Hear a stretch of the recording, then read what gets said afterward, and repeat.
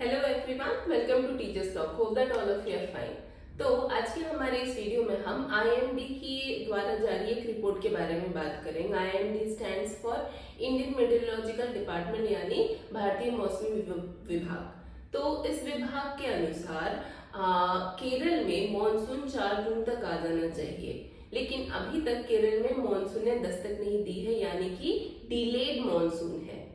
खैर, monsoon delay तो हो सकता है, लेकिन अगर अगली जो फोरकास्ट कह लीजिए या फिर अगली भविष्यवाणी कह लीजिए आईएमडी की, तो वो ये थी कि डिलेड मॉनसून का मतलब ये नहीं है कि कोई चिंताजनक बात होगी, बल्कि भारत 95% चांसेस है कि एक नॉर्मल मॉनसून को विटनेस करेगा। लेकिन इसके अलावा जो डर का कारण बना हुआ है वो एक है क्लाइमेटिक कंडीशन एल नीनो, जिसमें चेंजेस की वजह से काफी ज्यादा ये अटकलें लगाई जा रही हैं कि अचानक से ये जो टेम्परेचर बढ़ा है पूरे भारतवर्ष में, और जिस तरह से मॉनसून डिले हुआ है, मॉनसून के आने की कोई संभावना नहीं नजर आ रही है पिछले कुछ दिनों से, तो लोगों में खासकर किसानों में एक डर हो गया है कि एल नीनो की वजह से हो सकता है कि सूखा पड़ जाए, या फिर बारिश ना हो, या फिर बारिश बहुत कम हो। तो इस पूरे विषय को जानने के लिए हमें एल नीनो को पहले समझना पड़ेगा। तो एल नीनो है क्या? एल नीनो एक क्लाइमेटिक कंडीशन है जिसके चेंजेस की वजह से वो क्या करता है, पूरे पृथ्वी के वेदर कंडीशन को काफी ज्यादा इफेक्ट करता है। एल नीनो को जानने से पहले हम लोगों को एनसो को जानना बहुत जरूरी है। एनसो, ENSO, ये क्या है? ये एक सडन ऑक्सीलेशन है प्रशांत महासागर के ट्रॉपिकल हिस्से पे, और ये एल नीनो का ही एक पार्ट है। तो एनसो की अगर हम बात करें तो इसके 3 चरण होते हैं या 3 स्टेजेस होते हैं। तो पहला ये जो चरण है, ये टेम्परेचर और एटमॉस्फेयर में जो हमारे चेंजेस होते हैं, हमारे वातावरण में जो चेंजेस होते हैं all across the planet earth, उसको काफी ज्यादा इफेक्ट करता है। तो पहला जो स्टेज होता है वो है एल नीनो। एल नीनो में क्या होता है कि प्रशांत महासागर का जो ऊपरी सतह है वो काफी गर्म रहता है, गर्म होते रहता है। दूसरा है ला लीना। इसमें प्रशांत महासागर का जो ऊपरी सतह है वो ठंडा रहता है। और तीसरा जो स्टेज है या फेज है वो है न्यूट्रल स्टेज। ये क्या होता है, इसमें सेंट्रल और ईस्टर्न पार्ट जो होते हैं प्रशांत महासागर के, वो लगभग एवरेज तौर पे रहते हैं।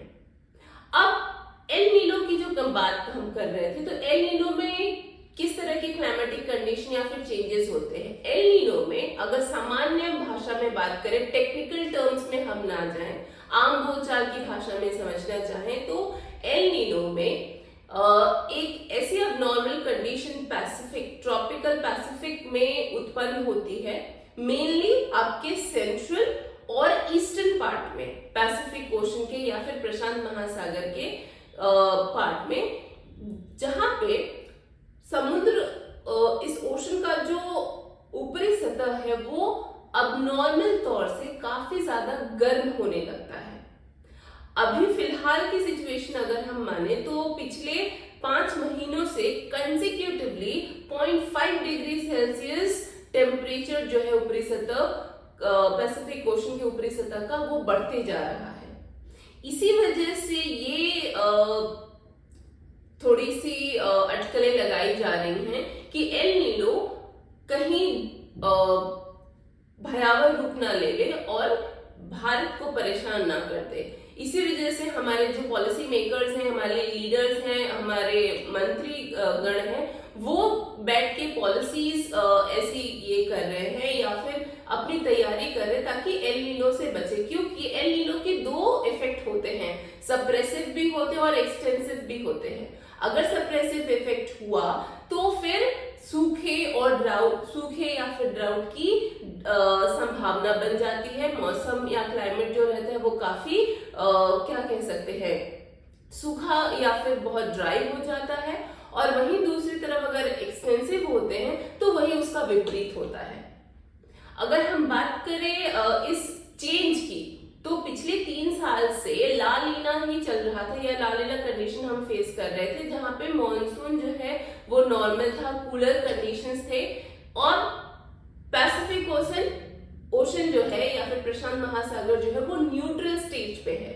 और ये transformation all of a sudden नहीं होता, इसमें 1-2 साल का समय लगता है, लेकिन बहुत जल्द ये ला लीना से डायरेक्टली 3-4 महीनों के न्यूट्रल स्टेज में ही अब ये एडवांस हो रहा है एल नीनो इफेक्ट में। इसके और एडवांस स्टेज क्या हो सकते हैं और ये किस तरह से ट्रांसफॉर्म होगा, भारत की इकोनॉमी पे और भारतीय किसान पे इसका क्या असर होगा, हमें ये किस हद तक तकलीफ पहुंचा सकता है, या फिर हमें इस चलचलाती गर्मी से कितना सुकून देगा, वो उसकी जो संभावनाएं हैं या फिर उसके जो भी क्या कह सकते हैं चांसेस हैं, उसके बारे में हम डिस्कशन अपनी नेक्स्ट वीडियो में करेंगे। होपफुली आपको एल नीनो के बारे में जो छोटी सी जानकारी है वो हेल्प करेगी आपके इस प्रेजेंट वेदर कंडीशन या क्लाइमेटिक कंडीशन को समझने में। अब मिलेंगे हम अपने नेक्स्ट वीडियो में पूरी डिटेल्स के साथ, right? Till then take very good care of yourself. धन्यवाद।